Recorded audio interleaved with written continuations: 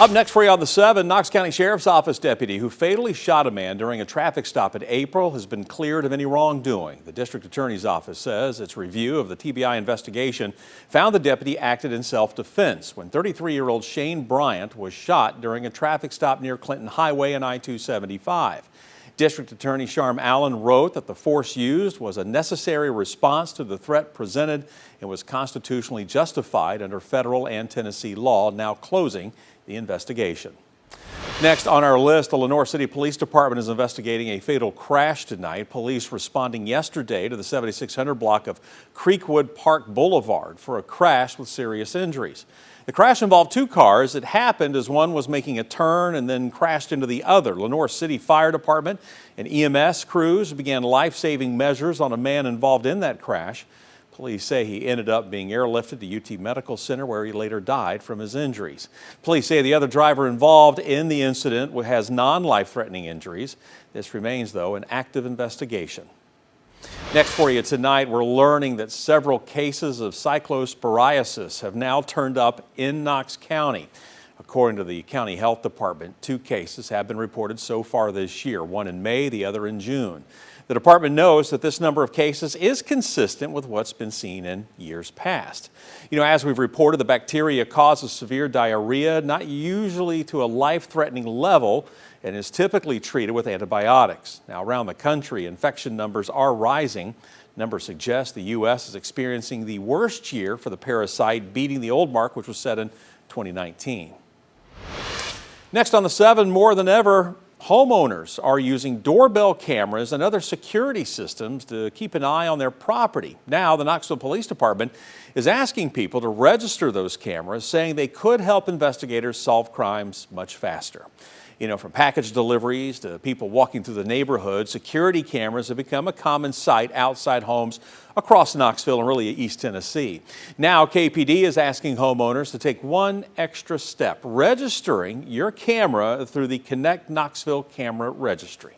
Through the registry program, we do not have real-time access. It does not give all it shows us is it shows us that there's a camera at a location, who is the owner of that camera, and the contact information. We're investigating a crime that's occurred around that neighborhood, and we're just trying to work. We're doing our normal process of following up on that crime and trying to find any evidence to help solve that crime.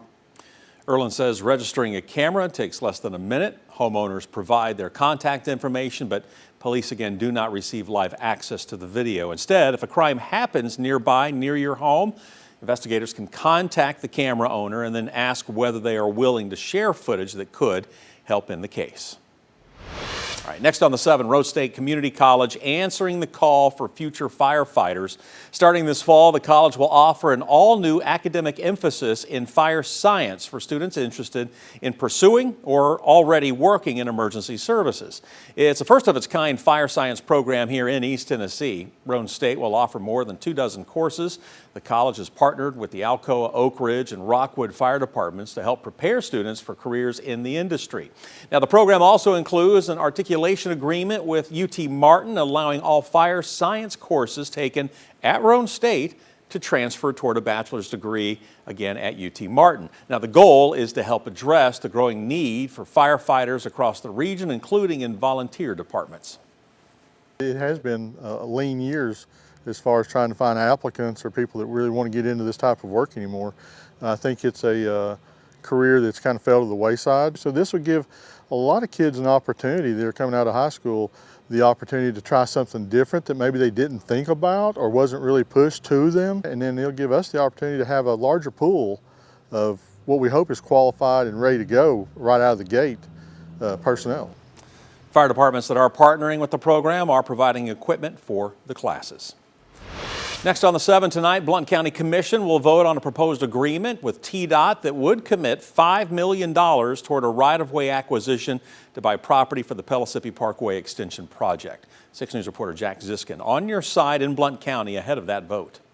TDOT expects work to begin on the Pellissippi Parkway Extension Project in 2036. Tonight, they could get a much-needed head start if the Blount County Commission votes to put $5 million in local taxpayer dollars towards a right of acquisition agreement with TDOT, allowing the state to purchase land for the highway project ahead of construction beginning. Some Blount County residents worry about the impact of the highway project on local farms and residents. I think it stinks, and I don't approve of it. Why is that? Because it's going to make me have a log jam where I live off of Sevierville Road.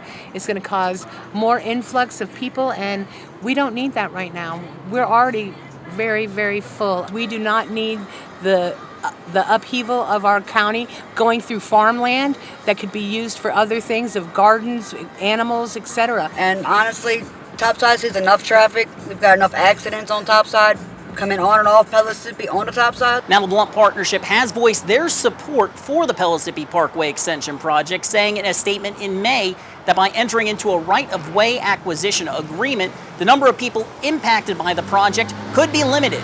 In Blount County, Jack Ziskin, 6 on your side. City of Maryville and City of Alcoa have already voted to fund the project. The County Commission will also be voting on whether or not to purchase the Alcoa South plant tonight as part of another agreement with the City of Maryville and the City of Alcoa.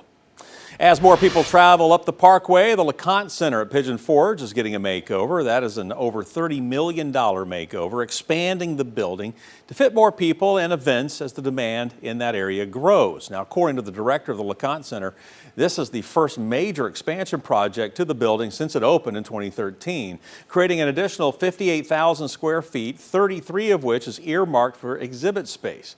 He tells us part of the reason for this expansion is that events are hitting capacity or even becoming just too big to host.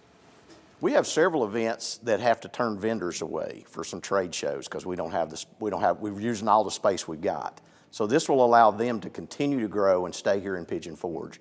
And a lot of those events that have grown since they've been here. So they were good on space when they got here, and now they're busting at the seams. We even used some back of the house space that was never designed really to be used for public. So this is a much needed addition. Now, construction has begun on the space, but it will remain open while the expansion is being added. The project, by the way, projected to be wrapped up by late spring or early summer of 2028.